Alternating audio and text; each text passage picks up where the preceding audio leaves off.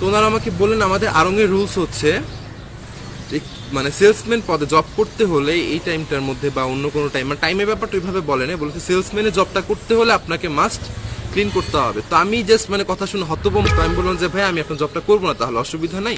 मैं एक्चुअली काफ़ी कंपनी में काम कर चुका हूँ और मैंने देखा है कि मुस्लिम्स को दाढ़ी रखने का हक नहीं मिलता है, नमाज पढ़ने का वक्त नहीं दिया जाता। जब हम बोलते हैं हमें दाढ़ी रखना है, ये आपका ये रूल नहीं है, आप निकाले जाएंगे। हमें नमाज पढ़ना है या नमाज पढ़ने आप आते नहीं हैं।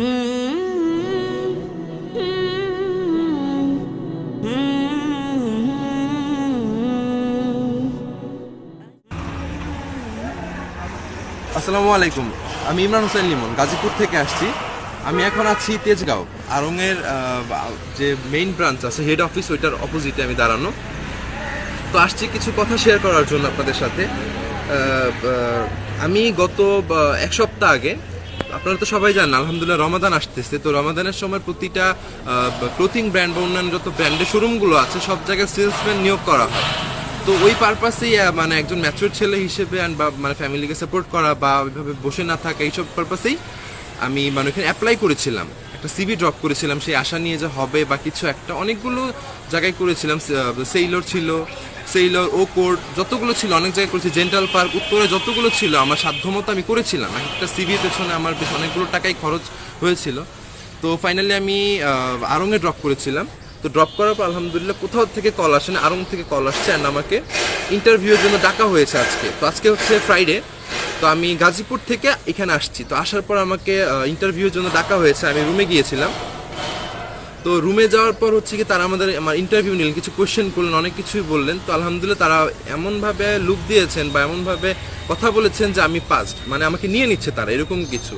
তো একটা সময় মানে আমি যখন চলে আসবো বা এরকম কিছু, তখন মানে সবাই মাস্ক পরা ছিল, ওখানে যারা যাচ্ছেন মাস্ক পরা ছিল, মাস্ক পরে বের হচ্ছে। তো আমাকে এক সময় হয়তো বা সাইড দেখে বা কিছু একটা আমাকে বললো আপনি মাস্কটা খোলেন কাইন্ডলি। তো খোলার পর তারা আমাকে বললো যে উই আর ট্রুলি সরি। তো আমি বললাম যে ভাইয়া কি সমস্যা, মানে কি হয়েছে বা কিছু।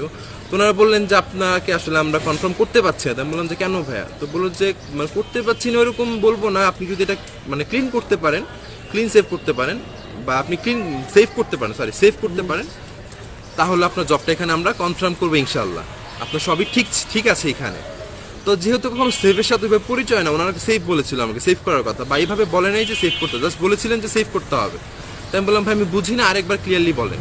তো ওনারা আমাকে বললেন আমাদের আড়ংয়ের রুলস হচ্ছে যে মানে সেলসম্যান পদে জব করতে হলে এই টাইমটার মধ্যে বা অন্য কোনো টাইম মানে টাইমের ব্যাপারটা ওইভাবে বলে না, বলেছে সেলসম্যানের জবটা করতে হলে আপনাকে মাস্ট ক্লিন করতে হবে। তো আমি জাস্ট মানে কথা শুনে হতভম্ব, কজ একটা মুসলিম নারীর জন্য যেরকম হচ্ছে গিয়ে বোরখার নিকাব খোলা এরকম ব্যাপারটা যেরকম মানে একদম আতঙ্কের একটা ব্যাপার, আমার কাছে যখন বলেছেন সেভ করতে হবে, মানে তো কখনো করবো নাই আলহামদুলিল্লাহ, বাট আমার মানে খুব আমি হতভম্ব হয়ে গিয়েছিলাম এক মিনিটের জন্য যে মানে কি বলতেছে, এটা কাটতে হবে, জব করি না করি সেটা পরের কথা, বাট উনি মানে এভাবে বলতেছে এটা কাট করতে হবে, তাহলে আমার জবটা হবে, আদারওয়াইজ হবে না। ওকে ওকে। তো আমি তখন মানে যখন বুঝতে পারলাম বা নিজের মধ্যে মানে ফিরে আসলাম, তখন আমি বললাম যে ভাইয়া আসলে আলহামদুলিল্লাহ আল্লাহ আমার কাছে মানে কোটি কোটি শুক্রিয়া যে আমাকে মানে মুসলমান হিসেবে তিনি মানে পৃথিবীতে পাঠিয়েছেন, আমার বাবা মার ঘরে দিয়েছেন, মুসলিম ঘরে সন্তান বানিয়েছেন আমাকে। তো ওইখান থেকে আমি তো মানে শুক্রিয়া, আমার কোটি কোটি শুক্রিয়া বললেও কম হবে। তো আমি বললাম যে ভাইয়া আমি আপনার জবটা করবো না, তাহলে অসুবিধা নাই। তারপরে আমি উঠে চলে আসতে নিচ্ছিলাম, তো তারপরে বললাম যে ভাইয়া আসলে এটা আমি নিডি, অ্যাকচুয়ালি একটা জব আমার খুব দরকার, আমাকে কি অন্য কোনোভাবে কি নেওয়া যায় কিনা এখানে, বা কম্প্রোমাইজ করার কোনো ওয়ে আছে কিনা। তারা বললেন যে সরি এটা আমাদের আড়ংয়ের রুলস, আপনাকে এটা কাট করতে হবে। তাই আমি মানে খুশি মনে চলে আসছে, ঠিক আছে আমি যাচ্ছি তাহলে। তো আসলে এখন বাইরে চলে আসছি। এখন কথা হচ্ছে গিয়ে আমি তো মুসলমান, মুসলমান হিসেবে এটা তো মানে আমার জন্য ফরজ। আমি তো ওনাকে বলেছি ভাইয়া আমি তো মুসলমান, আমার জন্য বিয়ার্ড রাখাটা ফরজ, মাস্ট, আমাকে রাখতে হবে। অ্যান্ড তারপর হচ্ছে আমি আমার রাসূল সাল্লাল্লাহু আলাইহি ওয়াসাল্লামকে ভালোবাসি, এটা ভালোবাসতে হবে আমাকে, আমি তাকে ভালোবাসি। मैं एक्चुअली काफ़ी कंपनी में काम कर चुका हूँ और मैंने देखा है कि मुस्लिम्स को दाढ़ी रखने का हक नहीं मिलता है, नमाज पढ़ने का वक्त नहीं दिया जाता है। बल्कि हम इंडियन कानून के हिसाब से 8 घंटा हमें बोला गया है काम करने के लिए, हम 12 घंटा करते हैं। जब हम बोलते हैं हमें दाढ़ी रखना है, ये आपका ये रूल नहीं है, आप निकाले जाएंगे। हमें नमाज पढ़ना है या नमाज पढ़ने आप आते नहीं हैं। ऐसा क्यों? जब गैर मजहबी, मैं नाम नहीं लेना चाहूँगा, उन्हें दाढ़ी रखने का, लंबे बाल रखने का हक दिया जाता है, तो हमारी एक कमेटी क्यों नहीं बनाई जाती है और हम इसे लड़के नहीं लीगली रजिस्टर करके हम अपने दाढ़ी के लिए और नमाज के लिए वक्त लिया जाए। भाई साहब ये पूछ क्योंकि रहे हैं। ये ईद आई थी, ये ईद नहीं, काफ़ी ईद गई, चलो मैंने ईद मनाई। भाई साहब का सवाल है कि हमें हक क्यों नहीं दाढ़ी रखने का, हमें हक क्यों नहीं नमाज पढ़ने का। दिगर मज़ाहिब लोग को लंबे बाल रखने की इजाज़त है, उनका इशारा सिख मज़हब के तरफ था, तो हम क्यों नहीं कमेटी बनाते कि हमें भी हक हो। आप अगर ऐसा माहौल पैदा करेंगे, लोग को आजकल दाढ़ी से डर है, तो हम ऐसा माहौल पैदा करें कि दाढ़ी को चाहने लगे। मेरी एक तकरीर है, if the label shows your intent wear it, एक तकरीर है जहाँ मैं साबित किया पहले ज़माने में गैर मुसलमान जब टैक्सी में सफ़र करना चाहते थे, वो चाहते थे ऐसी टैक्सी में सफ़र करो जिसके टैक्सी ड्राइवर टोपी पहने दाढ़ी है, क्योंकि उन्हें फ़ख्र था कि मुसलमान ईमानदार थे। इंशाअल्लाह ये वक्त आएगा तो आप ऐसे इदारे से जुड़ो जिसको इस्लाम के बारे में गलतफहमी नहीं है, और ऐसे इदारों को जुड़ो, भले आपको तनख्वाह कम मिलेंगे। हमारे इदारे में फ़र्ज़ है कि हर आदमी को दाढ़ी रखना चाहिए, चाहे डॉक्टर हो चाहे इंजीनियर हो, उसको टोपी पहनना फ़र्ज़ है। इस्लाम में टोपी पहनना फ़र्ज़ नहीं है, ये लेकिन निशानी है। थकने के ऊपर पहनना फ़र्ज़ है, साथ साथ नमाज पढ़ना फ़र्ज़ है। अगर नमाज नहीं पढ़ेगा तो निकाल लीजिए। तो आप ऐसे इदारे से जुड़ जाइए जो आपको इस्लाम के करीब लेके आएगा, बड़े आपकी तनख्वाह कम मिलेंगी आपको। इंशाअल्लाह अल्लाह ताला आपको इसका अजर देगा इस दुनिया में और आखिरत में। मैं एक्चुअली झूठ नहीं बोलना चाहता हूँ। कुछ समय पहले मैंने इस्लाम कबूल किया था, बट मैं उस पर फॉलो नहीं कर पाया।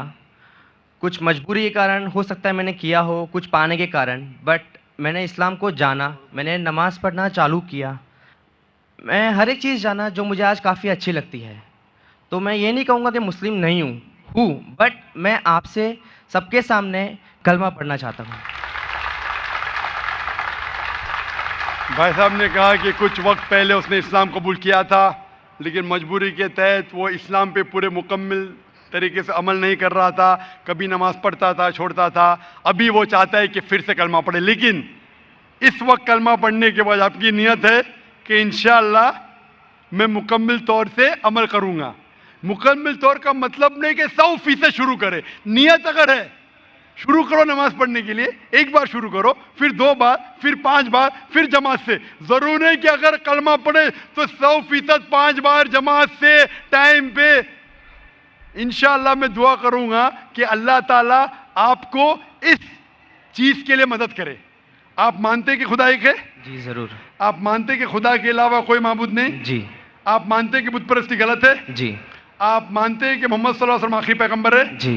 तो इंशाअल्लाह मैं अरबी में कहूँगा और आप उसे दोहराइए। जी ज़रूर।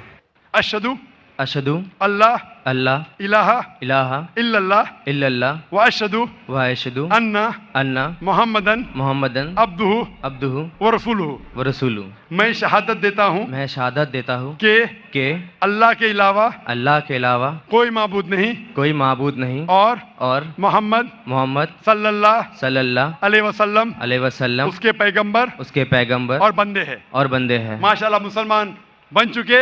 और मैं दुआ करता हूँ अल्लाह सुब्हानहू व तआला से कि आपकी मदद करे, आपको हिदायत दे और इंशाअल्लाह आपको इस्लाम पे कायम करे। और दुआ करता हूँ कि आप मुस्लिम बने और मुस्लिम मरे।